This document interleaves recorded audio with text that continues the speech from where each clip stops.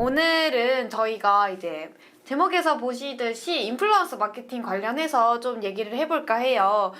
인플루언서 마케팅으로 어떻게 하면은 이제 전환이랑 브랜딩까지 한 번에 확보할 수 있는지, 그리고 인플루언서 마케팅을 직접 진행을 하면서 대행사를 꼈을 때 좋은 점과 아니면 혼자 진행을 했을 때 좀 장단점 이런 것들을 좀 짚어보고, 네. 이런 과정에서 인플루언서를 협찬하는 과정에서 뭔가 조심해야 될 점이 있는지, 좀 고려해야 될 점이 있는지, 좀 성과나 효율은 어떻게 확인하면 좋을지에 대해서 좀 전반적으로 얘기를 나눠보면 좋을 것 같습니다. 네, 요즘은 그래서 SNS, 뭐 인스타그램 이런 거에 제품 한 번만 노출돼도 매출이 갑자기 뻥 튀어버리는 경우가 많잖아요. 맞아요. 그래서 이제 그 중심에 바로 인플루언서 협업이 있습니다.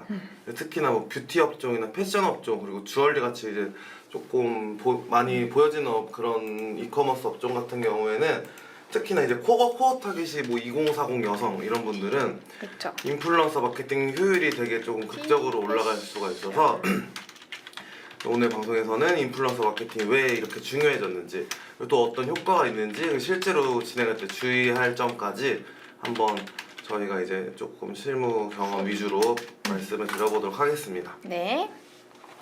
뭐 보시다가 궁금한 점이 있으면은 저희 실시간 채팅으로 남겨주시거나, 아니면은 한 30분 정도 이후부터는 저희가 저희 네임카드에 있는 번호로 연락을 주시면은 바로 전화 상담이 가능해요. 그래서 뭐 궁금하신 점이 있다면 바로바로 물어보면서 저희 소통할 수 있도록 하겠습니다. 네. 네, 우선은 저희가 인플루언서 마케팅이 무엇인지에 대해서 좀 정의를 짚고 가면 좋을 것 같아요. 인플루언서 마케팅은 우선 SNS에서 영향력을 가진 좀 개개인, 뭐 이거를 저희는 이제 인플루언서라고 하죠. 그래서 그 인플루언서가 브랜드나 뭐 특정 제품을 소개를 하면서 소비자들에게 뭐 행동을 유도하는 마케팅 방법이라고 이제 생각을 하시면 돼요. 그래서 뭐 예전에는 저희 TV에서 뭐 연예인이나 맞아요. 뭐 드라마 협찬을 해서 좀 톱다운 방식이 주를 이뤘다면, 지금은 좀 일반 소비자들이 좀 더 친근하고 좀 쉽게 다가갈 수 있는 플랫폼이 SNS에서 마케팅이 이뤄지고, 또 조금 더 일반인스럽게 느낄 수 있는 인플루언서가 이제 브랜드 메시지나 그런 홍보를 진행을 하고 있죠. 그래서 좀 결과적으로 인플루언서 마케팅은 좀 해당 개개인의 영향력이 중요하게 되니까 좀 신뢰 기반의 마케팅이고, 그리고 이제 인플루언서랑 그쪽 구독자들이나 아니면 팔로워들의 좀 커뮤니케이션의 관계성에 있어서 조금 더 결과로 이어지는 그런 마케팅이라고 생각을 하시면 돼요. 그래서 인플루언서 마케팅은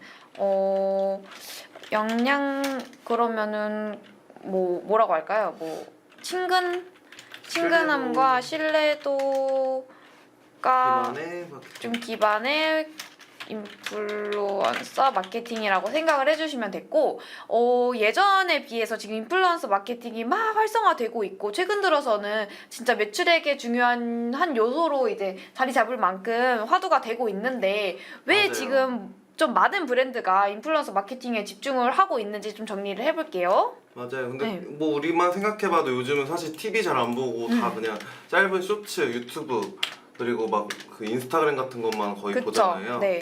드라마 같은 것도 사실은 그냥 짤로만 보는 맞아요. 사람들이 많고, 네. 그래서 좀 인플루언서 마케팅이 더 중요해지는 것 같기도 해요. 맞아요. 이게 좀 저는 인플루언서도 중요하기는 하는데, SNS라는 좀 매체에서 좀 더 강점을 띠고 있는 게, 인플루언서가 TV에 나와서 협찬을 받아서 제품을 홍보하는 경우도 똑같은 인플루언서를 쓰지만, 텔레비에서 뭔가 협찬을 받고 하면은 너무 좀 노골적이다라는 맞아요. 좀 부정적인 인식이 너무 많아요. 그런데 이제 똑같은 인플루언서가 SNS에서 제품 홍보를 하게 됐을 때는 조금 더 가볍게 생각할 수 있는 것 같아서, 그런 좀 메타 광고에서의 좀 플랫폼, 혹은 유튜브 광고에서의 좀 플랫폼에서도 좀 인플루언서랑 시너지 효과가 좀 좋은 것 같기는 합니다. 네, 그래서 첫 번째는 이제 네. 신뢰성과 진정성이라고 생각합니다. 네. 왜냐면 이제 사람들은 하도 브랜드가 많다 보니까 브랜드가 다 뭐 우리 대표님은 이게 좋다고 말하잖아요. 그렇죠. 그래서 이제 브랜드가 하는 말보다 사람이 하는 말을 더 믿는 경향이 있기 때문에 이제 광고 모델이 아니라 진짜 써본 사람 후기 이런 걸 얘기할 때 구매 전환이 특히나 일어나는 편인 것 같아요. 네. 그래서 특히나 이커머스 업종의 경우에는 뭐 예를 들면 화장품이면 직접 발라보고 향을 맡아보고 발색을 보고 이러고 살 수가 없기 때문에 리뷰나 뭐 이런 후기 의존도가 굉장히 크잖아요. 그쵸. 그래서 그 중에서 특히 뭐 인플루언서의 콘텐츠는 좀 리얼한 후기처럼 보이기 때문에 저는 굉장히 설득력이 좀 높다고 생각합니다. 맞아요. 저희가 소재 같은 거 쓸 때도 어쨌든 리뷰형 이미지 광고나 좀 그런 거를 많이 활용하기도 하잖아요. 맞아요. 근데 이게 단순 리뷰를 줄글로 표현하는 것보다 사람이 나와서 진짜 좋아요 하면서 약간 스토리텔링 하듯이 좀 설명을 하고 리뷰를 들려주면은 아무래도 좀 진정성이 더 있어서 사람들이 좀 신뢰감이 이 브랜드나 이 제품의 신뢰감이 좀 올라가는 것 같기는 합니다. 네, 그리고 내가 기존에 팔로우하고 있던 좋아하던 인플루언서가 그걸 사용한다라고 하면 일단은 그 내가 좋아하는 사람이 사용한다 그러면 더 신뢰도가 올라가잖아요. 그런 좀 원리인 것 같아요. 맞습니다. 그리고 그럼 두 번째로 두 번째는 조금 친근감인 친근감. 것 같아요. 왜냐면 사실 연예인은 우리 세상 사람 아닌 것 같잖아요. 그쵸. 뭔가 그래서 그 사세의 느낌이 많이 맞아요. 강하기는 하죠. 그래서 너무 먼 느낌이어서 좀 인플루언서는 그래도 우리 주위에 뭔가 있을 것 같은 느낌. 언젠가 한번 마주쳐도 되게 친근한 느낌이어서 나랑 비슷한 일상을 공유한다고 생각합니다. 그렇기 때문에 이제 소비자들이 쉽게 좀 감정이입을 하고 저 사람도 쓰는데 나도 한번 써봐야겠다 이런 자연스러운 동기가 좀 생기는 거죠. 맞아요. 그리고 이게 친근감이라는 게 좀 인플루언서의 페르소나랑도 좀 관련이 있는 것 같기는 해요. 그래서 저희가 초반에 인플루언서 마케팅은 좀 코어 타겟이 있다면 효율이 조금 더 높다라고 이제 설명을 드렸는데 이게 좀 지금 이 두 번째 친근감이랑 좀 연결이 되는 것 같은 게 뭐 3, 40대의 주부가 쓰는 뭐 뷰티 꿀템이다 이러면은 나랑 페르소나가 비슷하기 때문에 친근감이 조금 더 이제 올라가게 되는 거죠. 그래서 좀 요런 친근감이랑도 연관이 있는 것 같기는 합니다. 그래서 여기서 또 추가로 말씀을 드릴 수가 있는 게 좀 친근감이랑 엮여서 인플루언서 마케팅은 좀 타겟팅이 좀 불분명한 거 아니야? 이제 일반 광고라고 생각을 하실 수 있는데 이런 측면에서 정교한 타겟팅이 가능하다는 점을 좀 짚고 넘어갈게요. 뭐 육아 인플루언서는 아까 말했듯이 뭐 30대 여자 아니면 뭐 극소수의 남자 뭐 이렇게 좀 할 수 있겠고 아니면 운동이나 뷰티 인플루언서는 뭐 20, 30대 여성 좀 중심으로 많이 이제 타겟이 되어 있잖아요. 그래서 인플루언서 자체가 우리가 광고를 타겟팅 한다고 이제 생각을 하시면 돼요. 맞아요. 이제 광고 자체에 별도의 타겟팅을 걸지 않아도 해당 인플루언서를 팔로우하거나 구독하고 있는 이제 유저들에게 자동으로 바이럴이 되기 때문에 인플루언서 자체가 뭔가 하나의 타겟군이다라고 생각을 해서 뭔가 우리 브랜드의 페르소나랑 인플루언서의 페르소나로 좀 동일치 되는 인플루언서를 좀 찾아서 좁혀 나가게 되면은 인플루언서 협찬 후보군을 추리는 데도 조금 도움이 될 것 같기는 하고 좀 예산을 좀 효율적으로 쓰는 데도 도움이 되겠죠? 맞아요. 그런 핏이 좀 맞는 인플루언서를 섭외를 한다면은 정말 좀 효율적인 광고를 운영을 할 수 있을 거라고 생각을 합니다. 그리고 또 네 번째 같은 거, 네 번째가 좀 아무래도 참여율이랑 확산율 그런 게 높다고 생각을 해서 콘텐츠를 하나 만들면 한 번에 이게 수천 명한테 확산이 될 수가 있다고 생각을 해서 우리 왜 메타나 아니면 네이버 이런 거 광고 해보면은 하루 노출수 이런 게 좀 정해져 있잖아요. 어떻게 보면은 예산에 따라서. 근데 인플루언서 같은 경우에 한 번 이렇게 콘텐츠가 올라가고 게시물이 업로드되면은 되게 순간적인 폭발력으로 좀 영향력이 있다고 생각을 해서 그런 게 좀 중요한 것 같아요. 맞아요. 좀 아무래도 인플루언서 협찬을 하게 되면은 뭐 게시글 협찬이 될 수도 있고 영상에서 뭐 릴스나 쇼츠, 롱폼 이게 전부 다 가능할 텐데 게시글이나 롱폼, 쇼츠는 어쨌든 보관이 가능하니까 지금 딱 단기적으로 이제 브랜드를 좀 알리고 상품 전환을 시키는데도 유의미하지만 나중에 유입되는 유저들이 해당 남아있는 게시글이나 영상을 보고 또 전환이 일어나거나 브랜딩 효과가 일어날 수 있기 때문에 참여율이나 확산율의 유지력이 조금 높다는 점에서 저는 또 큰 강점으로 보고 있고 SNS 특성상 확산이 되게 빠르기 때문에 뭐 인플루언서 협찬건이 있는데 그거를 이제 나만 보는 게 아니라 친구한테 야 이거 공부한대 혹은 야 이거 봤어 이런 식으로 조금 멀리 퍼져나갈 수 있는 구조기 때문에 조금 그런 측면에서 좀 전환 기회가 좀 넓어지는 거 아닐까라는 생각이 듭니다. 그리고 또 그때 제작된 컨텐츠를 가지고 예를 들면 뭐 영상 클립으로 만들어가지고 그거를 또 2차 광고로 메타 광고나 유튜브 광고 이런 그쵸. 데다가 계속 메타 동영상 소재로 쓰는 거죠. 그런 식으로도 쓸 수가 있어서 동영상 소재로 쓰거나 아니면은 저희 스토어나 공식몰의 썸네일에 뭐 이제 뭐 누구랑 협업을 했다 혹은 누구누구 픽 이런 맞아요, 식으로 맞아요. 좀 많이 걸어두고 하는 편이에요. 그러면은 브랜드가 조금 인지도가 낮더라도 인플루언서의 영향력을 보고 이거 누가 썼대 라고 이제 유입이 훨씬 증가할 수 있는 거니까 좀 이런 측면에서 2차 가공 가능까지 하니까 인플루언서 마케팅이 좀 단기적으로 성과를 볼 게 아니라 장기적으로 브랜드에 좀 좋은 영향을 끼칠 수 있는 것 같기는 합니다. 네, 맞아요. 그래서 이제 뭐 메가급 인플루언서 같은 경우에는 엄청 가격대도 비싸고 이럴 네. 것 같아서 조금 작게 사업을 하시는 분들은 부담스러울 수도 있는데 그런 마이크로 인플루언서나 아니면 네. 좀 미들급 인플루언서 같은 경우에는 한 번 협업하는데도 그렇게 많은 비용이 들지 않아요. 맞아요. 네. 그래서 네. 맞아요. 그래서 최근에는 젊은 여성들이 진짜 빅 인플루언서 마케터보다 실제로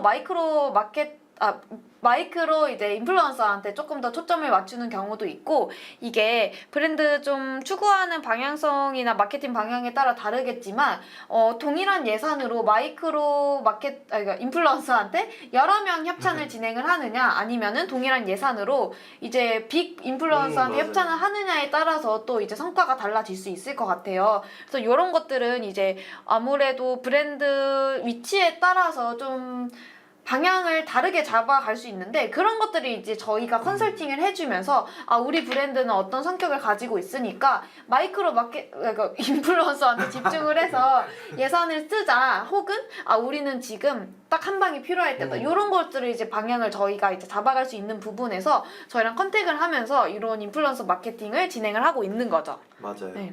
근데 또 이게 인플루언서 마케팅이 무조건 성공하는 건 아니어서 그쵸? 오히려 이제 잘못된 인플루언서 선정을 하게 되는 경우에는 좀 브랜드 이미지가 갑자기 망쳐진다던가 네. 좀 저하되거나 아니면 광고비만 그냥 쓰고 광고비대로 나가는데 성과가 안 나는 경우도 있어요. 네. 그래서 조금 주의할 점을 한번 말씀드려보도록 주의해야 하겠습니다. 할 점. 그쵸. 이게 무작정 모든 인플루언서를 쓴다고 해서 큰 영향력을 가지고 있는 인플루언서라고 하더라도 조금 주의해서 진행해야 될 점이 있는데 우선 인플루언서 선정이 가장 중요하겠죠. 맞아요. 선정을 좀 제대로 하느냐. 그러니까 뭐 팔로워 수만 좀 많다고 이제 선택을 하는 거는 조금 위험하고 팔로워가 뭐 10만, 100만이더라도 우리 고객층과 이제 타겟이나 좀 추구하는 방향성이 맞지 않으면 효과는 전혀 없다고 이제 생각이 들어요. 좀 극적으로 이제 좀 설명을 드리자면 남성용 뷰티 제품인데 팔로워의 이제 70%가 여성이다? 이러면은 좀 높은 조회수나 노출은 보일 수 있겠지만 실제 구매 전환으로 이어지지는 않겠죠. 그래서 팔로워의 숫자만 볼 게 아니라 실제 팔로워의 성비나 아니면 연령층은 어떻게 되는지 그러니까 그 팔로워 중에서도 해외 팔로워들이 많을 수도 있는 거고 맞아요. 아니면 국내 파워가 좀 센 거일 수도 있기 때문에 좀 그런 것들을 세부적으로 좀 확인을 해야 되기 때문에 우리 브랜드의 타겟이나 팔로워의 연령 그리고 성별 관심사 데이터를 조금 추려보신 다음에 이 인플루언서의 숫자와 그 안에 있는 실제 활동하고 있는 팔로워들 그리고 그 팔로워들이 우리 브랜드의 핏과 맞는지 이런 것들을 조금 확인을 해서 선정을 해주시는 게 중요합니다. 네. 두 번째는 조금 이제 조작된 팔로워가 많잖아요. 왜냐면은 들어보셔서 아시겠지만 인플루언서 되고 싶어서 뭐 팔로워 몇만 명에 얼마 막 이런 식으로 해서 그런 작업이 있어요. 그쵸? 근데 그런 경우에는 솔직히 자세히 조금만 들어보면 티가 나거든요. 그래서 저 같은 경우에는 이제 보통은 팔로워가 어떤 사람인지 막 외국인 많고 이런 사람을 한번 가려내고 그리고 게시물마다 좋아요 수랑 댓글을 확인을 하면 돼요. 왜냐면은 게시물도 좋아요 수를 조작을 할 수가 있어서 네. 게시물이 여러 개 있으면 어떤 특정 게시물 몇 개만 이렇게 다 할 수가 없으니까 돈이 많이 들어서 그런 편차가 식으로 좀 심하다 맞아요. 게시글별로 어떤 거는 뭐 좋아요가 10인데 어떤 거는 좋아요가 500이고 이런 분들이 있으면 조금 걸러주시고 그리고 댓글도 보시면은 정말 우리가 뭐 그 사람이 좋아서 쓰는 그런 뭐라 그러죠? 팔로워들인지 아니면은 막 보면 이제 불꽃 표시만 있고 외국인들이 이렇게 작업하는 경우가 있어요. 아니면 진짜 유령 계정처럼 좀 맞아요. 잠겨있는 뭐 팔로워도 0이고 게시글도 네. 0이고 이런 계정들 그런 것들을 조금 하나하나 살펴보고 그렇게 해서 좀 가려내는 게 저는 중요한 것 같아요. 맞아요. 사실 이거는 진짜 꿀팁이잖아요. 맞아요. 그리고 이거는 저희가 또 진짜 꿀팁이자 이제 세부적으로 이제 확인하는 관계에 있어서 이제 되게 그 컨택까지도 해야 되고 선정도 해야 되는데 이런 인플루언서의 뭐 팔로워 누령 계정 몇 개 있는지 해외 유저들은 몇 개 있는지 좋아요 수를 게시글별로 평균치를 내서 비교하는 과정은 되게 세밀하고 좀 꼼꼼하고 되게 어떻게 보면 귀찮은 맞아요. 거예요. 그래서 번거로운 일이라고. 이제 그런 것들을 좀 추려주고 이제 퀄리티를 높여주는 게 또 저희의 역할이기 때문에 이런 것까지 저희가 좀 세부적으로 실무를 진행을 할 때 하고 있다. 그러니까 인플루언서 마케팅이라고 해서 그냥 컨택만 해서 뭐 팔로워 수 많은 분들한테 뭐 제품 주고 이러면 되는 거 아닌가 좀 간단하게 생각을 할 수 있어요. 하지만 그런 게 결코 아니고 인플루언서 마케팅이 좀 쉽다고 생각을 하더라도 거의 모든 브랜드에서 대행사를 쓰는 이유가 이런 측면에서 좀 세밀한 퀄리티가 차이가 나는 거기 때문에 좀 이런 것들 가짜 팔로워들을 걸러내는 작업을 좀 주의를 해야 된다라고 생각을 해주시면 좋을 것 같습니다. 맞습니다. 또 세 번째. 그쵸. 콘텐츠 관리의 중요성. 콘텐츠 관리. 네. 뭐가 있죠? 콘텐츠 관리 같은 거는 뭐 예를 들면은 뭐 인플루언서를 선정을 하더라도 좀 브랜드랑 좀 잘 안 어울릴 수도 있어요. 그러니까 가끔씩 너무 좀 편집이 과하다거나 아니면은 브랜드 톤에 좀 맞지 않는 이제 표현 같은 거를 이제 가끔 쓸 수가 있단 말이죠. 그래서 네. 이런 측면에서는 좀 브랜드 이미지가 손상이 되는 경우도 있고 특히나 뷰티 브랜드 같은 경우에는 아이덴티티가 브랜드가 되게 맞아요. 강한 경우가 있어요.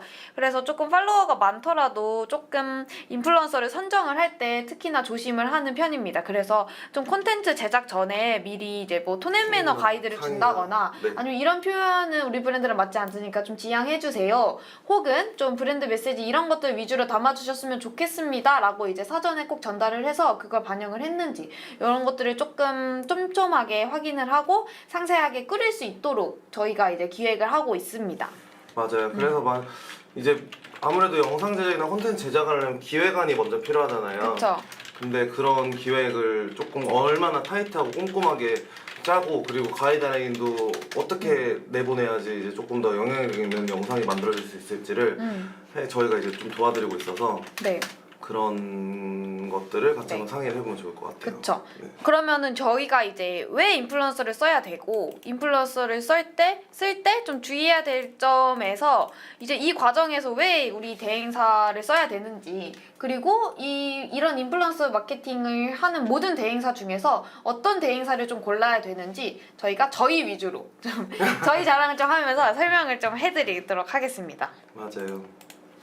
대행사가 엄청 많잖아요. 맞아요. 진짜 대행사가 수천 개가 있는데 좀 세 가지로 좀 간단하게 설명을 드릴 수 있을 것 같기는 해요. 그래서 뭐 이전에 말한 거랑 좀 정리하듯이 이제 설명을 하자면 단순히 좀 우리 브랜드랑 인플루언서를 매칭만 해주고 딱 뭐 리스트만 전달을 해주는 좀 대행사나 마케터가 아니라 좀 전략적으로 우리 브랜드를 파악을 하고 컨설팅 자체를 해줄 수 있는 마케터를 만나야 된다는 거죠.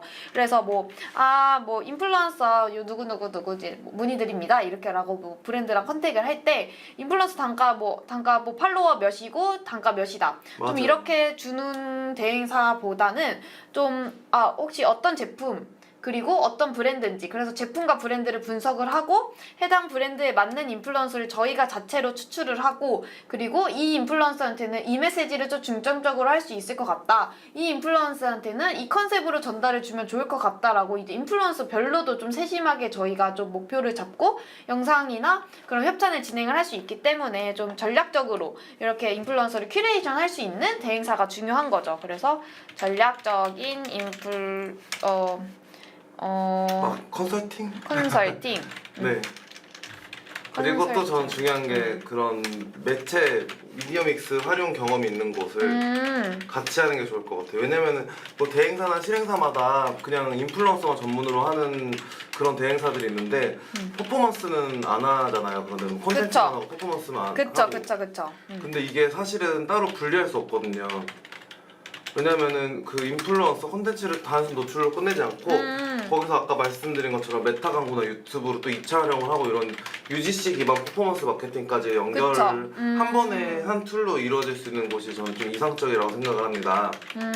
그래서 광고비 들여서 막 콘텐츠를 열심히 제작했는데 단순히 이제 인플루언서 게시물에 업로드하는 걸로 끝나지 않고 그걸 이용해서 정말 또 광고 소재를 A/B 테스트도 하고 또 고효율 성과가 뭔지도 찾아낼 수 있고 이런 거를 전체적으로 할 수 있는 대행사를 고르는 게 좀 좋은 것 같아요. 너무 좋은 그거인 것 같아요. 그래서 인플루언서 전문 대행사도 사실은 있을 거예요. 맞아요. 좀 협찬 쪽으로만 하는. 많이 있더라고요. 네, 그런 데보다는 실제로 진짜 마케터님이 말씀해주신 것처럼 저희는 모든 온라인 광고를 진행을 하고 있잖아요. 그래서 인플루언서 마케팅만 딱 하고 끝낼 게 아니라 이거를 이렇게 해서 어디 매체에 노출시켜보는 거 어때요?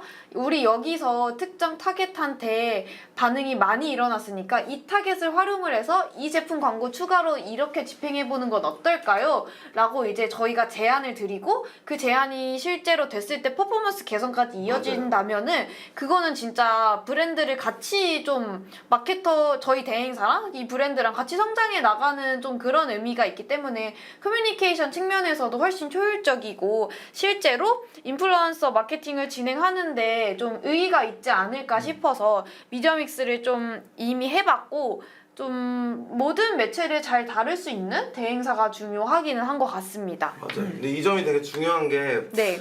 저 해보셔서 아시겠지만 백날 막 이미지 소재 만들어가지고 막 해봐도 진짜 성과 개선 안 될 때 있어요. 맞아요. 그럴 때 마지막으로 해볼 수 있는 뭔가 동아줄 같은. 그쵸.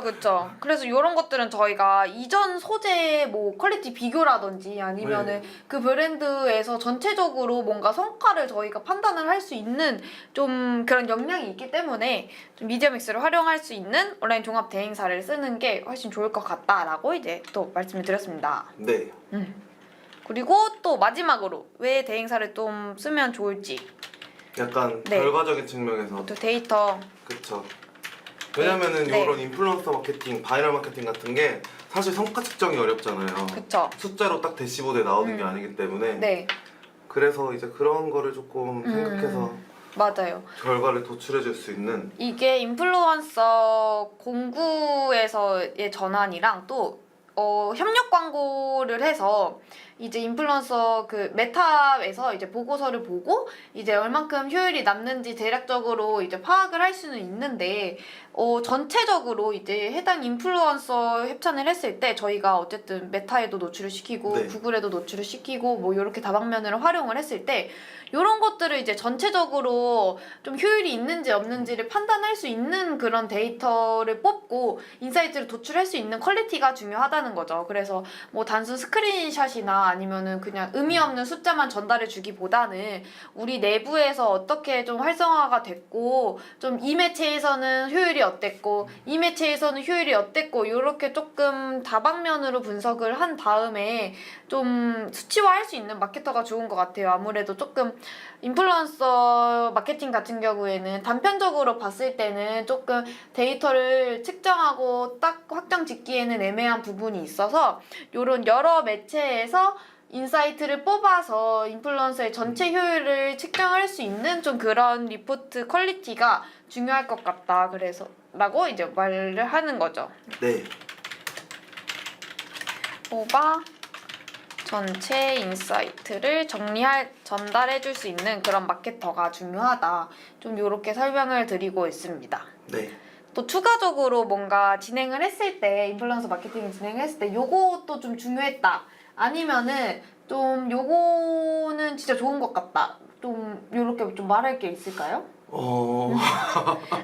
근데 이거는 그러니까 저것도 생각이 났는데 그때 한번 저희 브랜드가 내고왕에 한번 이제 출연을 한 적이 있어요. 네. 그러니까 협찬을 진행을 한 거죠. 그래서 이거는 인플루언서는 아니지만 어쨌든 한 유튜브 채널에 협찬을 진행을 한 건데 이런 것도 사실은 뭐 이제 바이럴 마케팅의 한 측면이라고 할 수 있어서 맞아요. 얘기를 드리는데 그때 딱 브랜드 검색 추이가 확 올라가는 거예요.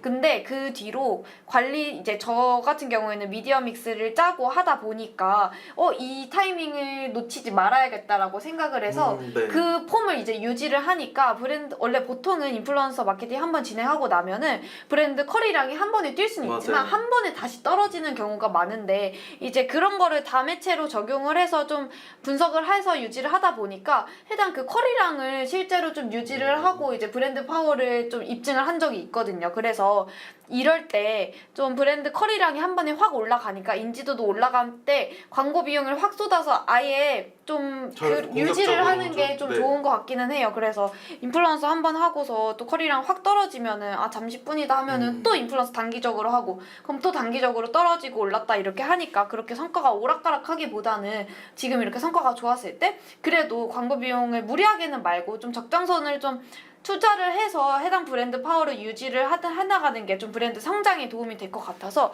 요거는 제가 또 첨언으로 한번 좀 설명을 드렸습니다. 네. 그래서 그냥 이것도 어떻게 바이럴한 종류니까는 한 번만 하고 단기성으로 끝내기보다는 네. 조금 꾸준히 해서 브랜드 인지도를 쌓아가는 게 가장 중요한 것 같아요. 맞아요. 그리고 이제 한 인플루언서한테 협찬을 진행을 했다고 해서 아 다른 마케터한테 또 해야지 보기보다는 인플루언서한테 효율이 좋았다 하면은 뭐 다음번에도 한 번 더 진행을 하고 이런 식으로 조금 또 짤 수 있기 때문에 그런 것들을 좀 고려하셔가지고 인플루언서 마케팅 한번 저희랑 한번 이제 진행을 하시면서 네. 그런 컨설팅부터 추후 광고 관리까지 한번 맞춰보시면 좋을 것 같습니다. 네. 그래서 오늘은 네. 이 인플루언서 마케팅 개념부터 그리고 활용해야 되는 이유, 주의사항이랑 그리고 대행사 선택 기준까지 함께 살펴봤는데요. 네. 네. 인플루언서 마케팅 단순한 홍보가 아니라 좀 브랜드 메시지를 가장 잘 전달할 수 있는 방식 중에 하나인 것 같아요. 맞아요.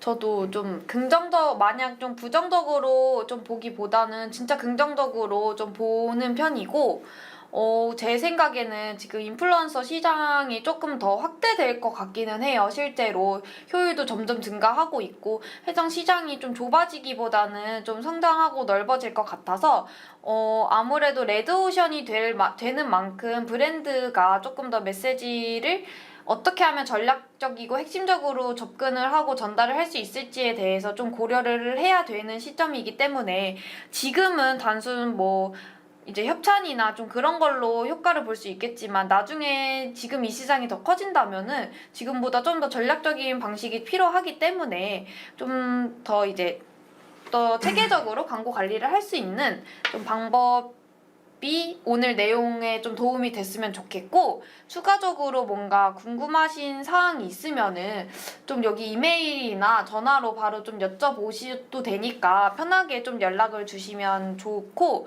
네. 오늘은 좀 개념적인 것만 사실 말씀드린 것 같아서 네. 전화 주시면은 좀 실무적으로 어떻게 적용이 될지 그쵸? 네. 상세하게 설명을 드리도록 하겠습니다. 네. 그래서 좀 오늘은 저 인플루언서 마케팅에 대해서 전체적으로 이제 설명을 드렸었고 저희가 또 이제 본부에서 저희 회사에서 좀 대형 좀 인플루언서나 마이크로도 이제 저희가 좀 여러 번 집행을 해본 이력이 있어가지고 좀 저희가 이런 주제를 가지고 온 거기도 해요. 그래가지고 언제든지 좀 편하게 연락을 주시면 좋을 것 같고 오늘은 저희가 준비한 내용은 좀 여기까지여서 마무리할 수 있도록 하겠습니다. 네. 지금까지 광고 퍼포먼스 1본부 1팀 권소영 마케터 정원준 마케터였습니다. 감사합니다. 감사합니다.